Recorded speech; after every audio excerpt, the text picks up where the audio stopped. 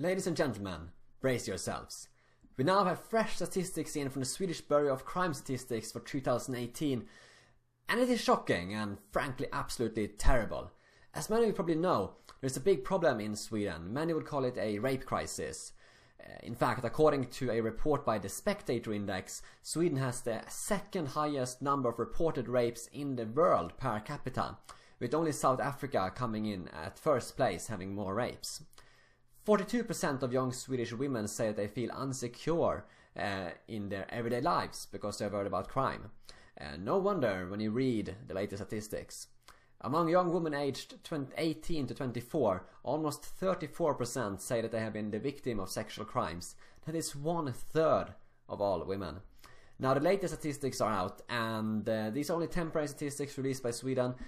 We will have the full statistics soon, but these statistics are usually very accurate, so we can expect the final statistics to be very similar to these. So in 2016 there was 6,560 reported rapes in Sweden, which was a 13% increase from 2015. In 2017 there was 7,230 reported rapes in Sweden, a 10% increase from 2016. In 2018 that increased to 7,840 reported rapes, a new record, which is an 8% increase from 2017. So you see it constantly just increasing and getting worse and worse. A new record every year. It's clear this problem is not disappearing in Sweden. The contrary, is just getting worse and worse. Something which makes this all even worse: almost half of all the reported rapes in Sweden are actually committed against children aged 0 to 17 years old.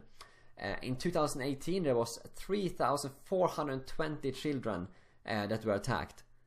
That is a 13% increase from 2017. This madness has got to stop. And, you know, young children's lives are being destroyed. For what? Why isn't anything serious being done to address this problem? Why isn't this big news in the media? Why does it feel like someone is trying to cover this up? And when you see the kind of punishment that people get for doing these kind of heinous crimes, it just makes you shake your head and wonder. You know, for example, recently three Somalian citizens were convicted of having raped a 13-year-old girl in Sweden. The attack was even filmed. The girl suffered severe injuries after attack. Have a guess at what kind of sentence they would be getting in Sweden. The Swedish justice system gave them 8 months, not years, months, in youth prison, and of course no deportation. So they got 8 months in youth prison, and then they're free to go out and live normal lives in Sweden. Or take another case. A 12-year-old girl was raped. The attacker received 180 hours of community service. He wasn't even locked up.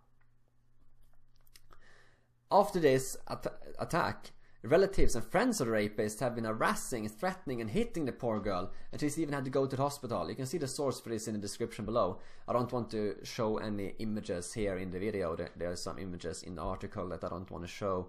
I mean, this is absolutely unacceptable. At least people should get proper sentences for doing such terrible crimes. But no, in Sweden, people seem to get away with it. I mean, that's of course why these crimes just keep getting worse and worse.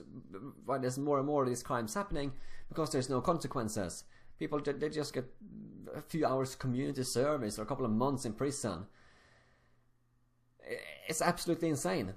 And looking at the bigger picture, between 2009 and 2019, there was a 44% increase in rapes in Sweden committed against women aged 18 or older.